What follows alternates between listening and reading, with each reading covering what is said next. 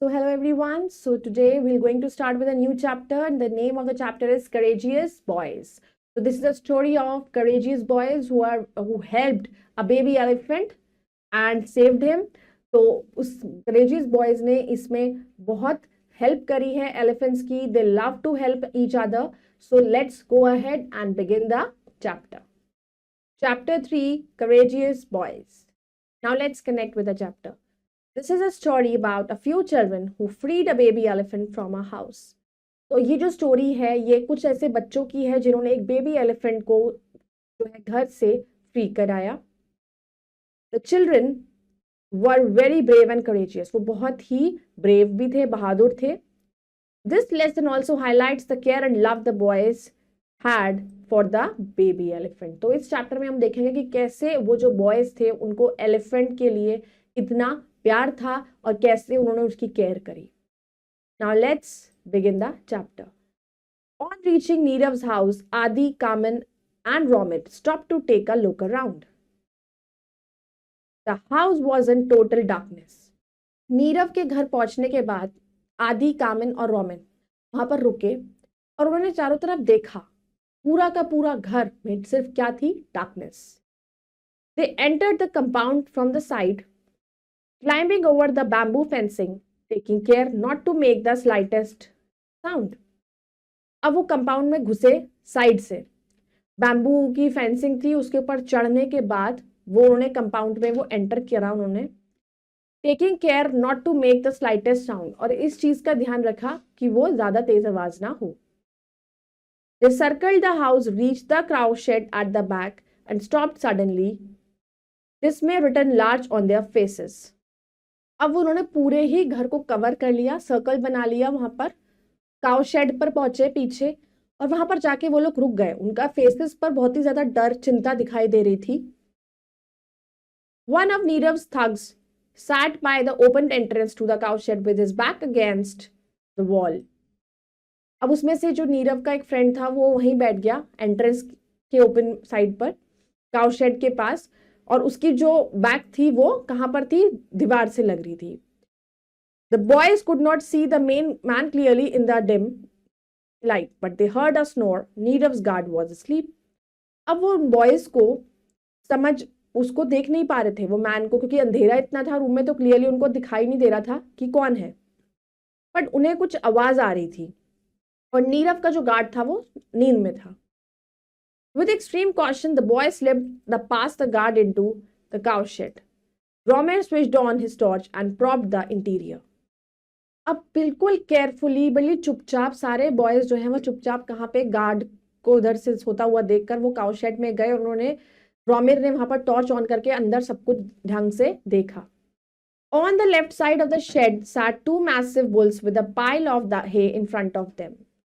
अब left side shade के, जो काउ शेड था उसके लेफ्ट साइड पर दो बड़े बड़े बुल्स थे with a pile of hay in front of them, और उनके आगे चारा डाला हुआ था. The bulls were chewing the hay and showed no reaction to the sudden appearance of the boys. अब बुल्स जो है अपने हे खाने में लगे हुए थे, उन्होंने कोई रिएक्शन नहीं शो करा जब एकदम से उन्होंने बॉयज को देख लिया. In the extreme right hand corner the elephant calf was tied to a stout bamboo pole, और बिल्कुल एक्सट्रीम राइट हैंड साइड पर एलिफेंट का छोटा सा बेबी को एक बड़ी बैम्बू पोल से रस्सी से बांधा हुआ था. Its fore and hind legs were hobbled with ropes and the rope around its neck was tied to the pole. अब उसके जो आगे के और पीछे के जितने दोनों जो पैर थे उसको रस्सी से अच्छे से बांधा हुआ था और उसके गले पर भी एक रस्सी बांधी हुई थी और फिर उसको पोल से बांध रखा था.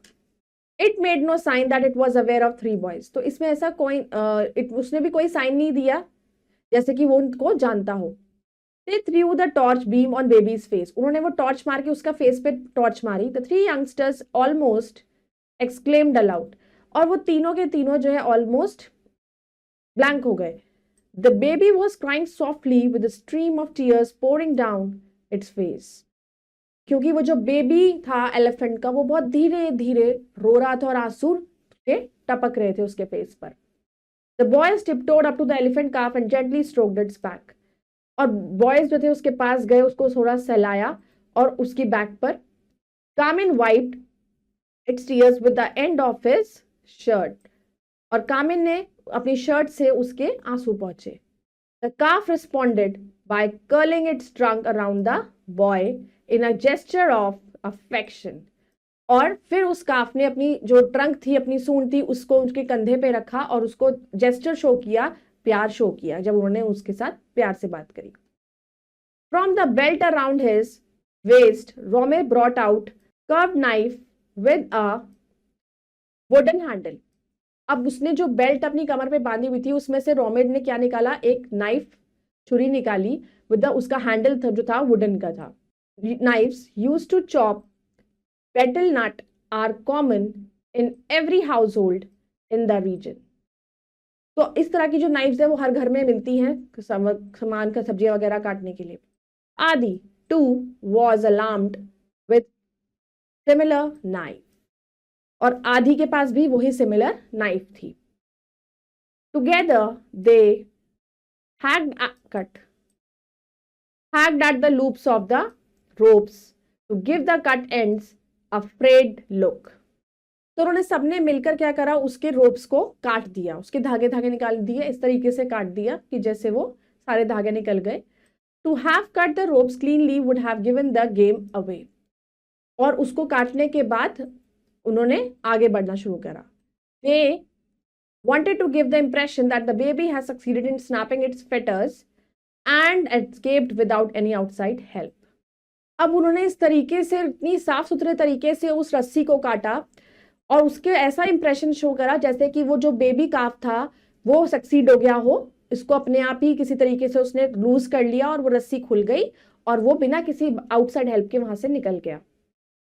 Strangely enough, the elephant calf offered no resistance. It was as if it had sensed that the boys were there to help. Kamin kept stroking its back to soothe it. अब जो strangely enough एलिफेंट जो था वो भी बहुत ही ज्यादा डरा हुआ नहीं था. अब वो थोड़ा सा कॉन्फिडेंस हो गया कि अब उसको, क्योंकि सेंस हो गया था कि ये जो बॉयज हैं ये मेरी मदद करने आए हैं, और कामिन जो था वो उसकी बैक पे कंटिन्यूसली उसको सहला रहा था. Just then one of the bulls which had so far taken no interest in the proceedings let out a loud bellow. Outside the guard woke up, muttered something and jumped to his feet.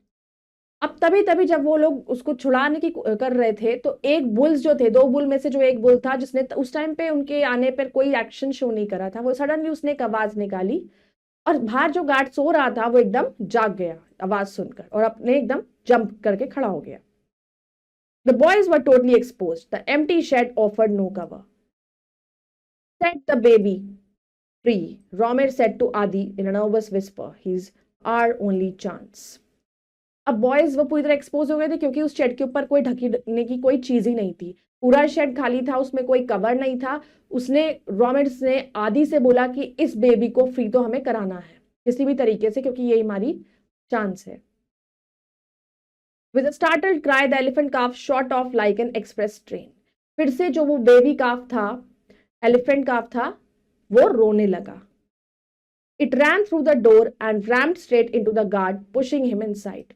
वो दरवाजे के पास तक गया और सीधा guard से टकराया, उसको अंदर की साइड वो पुश करने लगा. The man, not quite sure what had hit him, let out a yell of alarm as he fell. अब उस आदमी को नहीं श्योर था कि किस चीज से वो टकराया और उसने अपना अलार्म बजा दिया.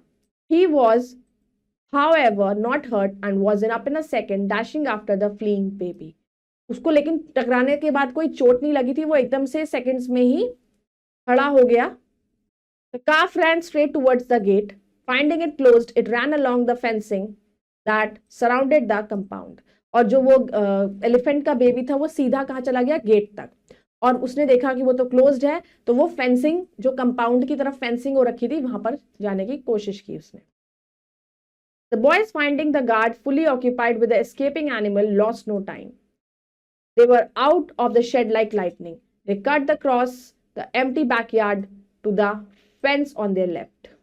अब जब उन्होंने बॉयज ने देखा कि गार्ड तो ऑक्यूपाइड है, वो उस एनिमल जो भाग रहा है उसके पीछे ही लगा हुआ है, तो उन्होंने बिना टाइम वेस्ट करे वो एकदम से शेड से निकल गए और उस बैकयार्ड में पहुंच गए. The hurried guard was yelling his head off.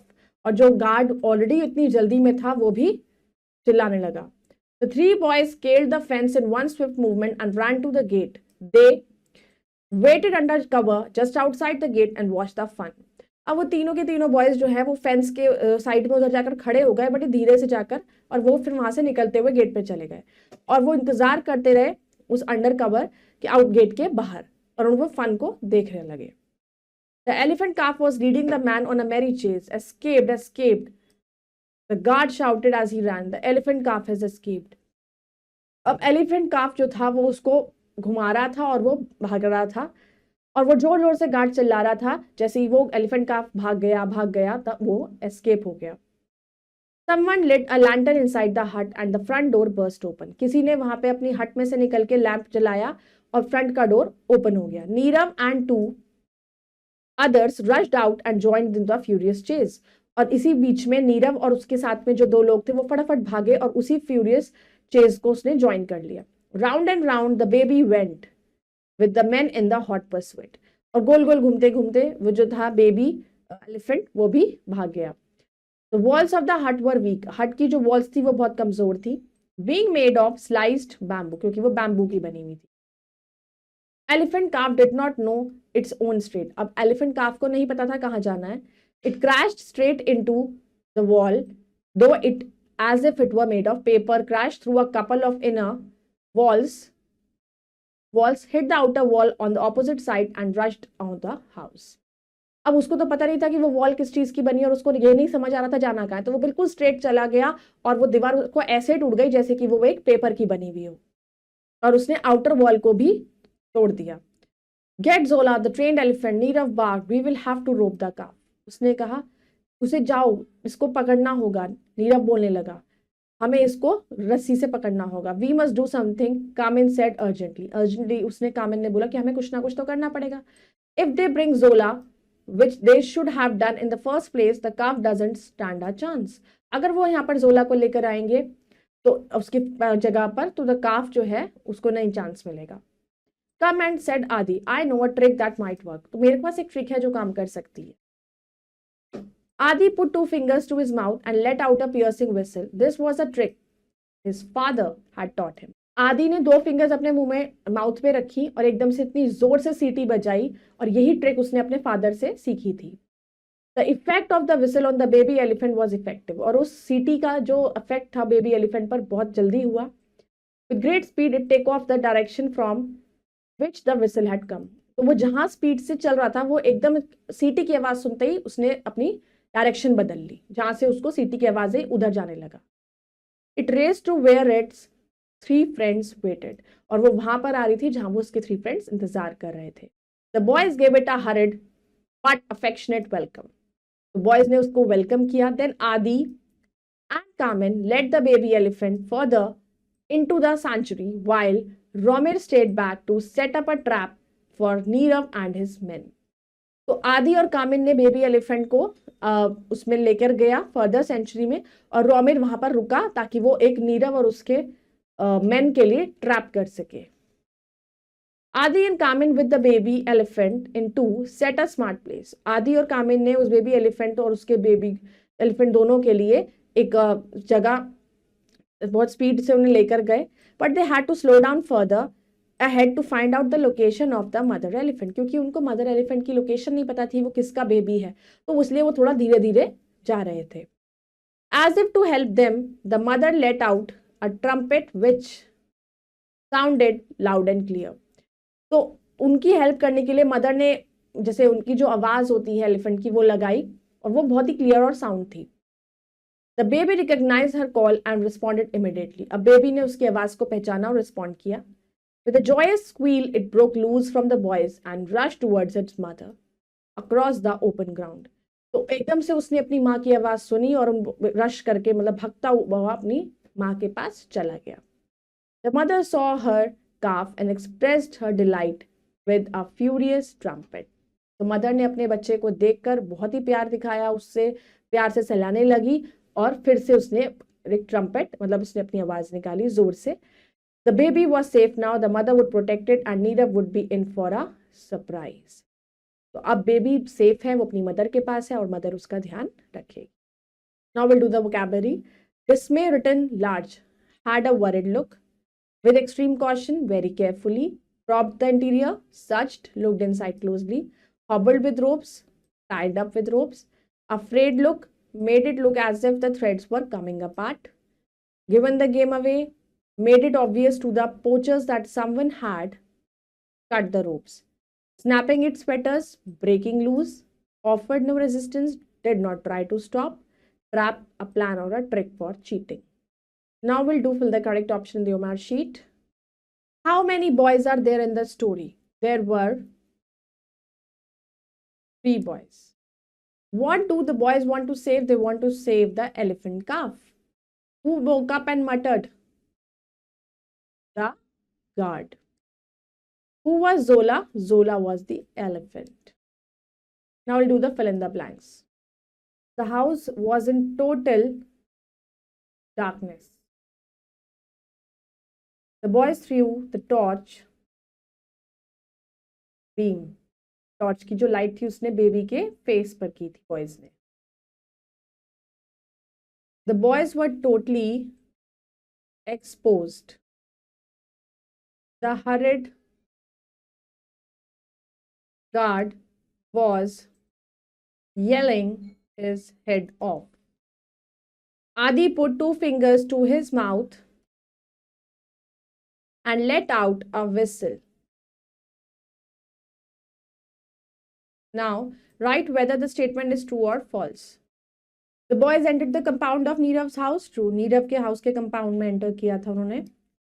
The 5 thugs sat at the entrance of the cow shed.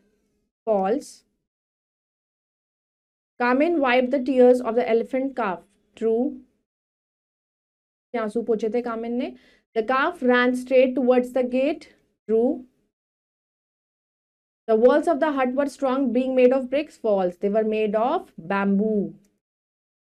So I hope you all have understood the chapter. You all can go through it once again and do the rest exercises yourself. We'll meet in the next video with the next chapter. Till then, thank you.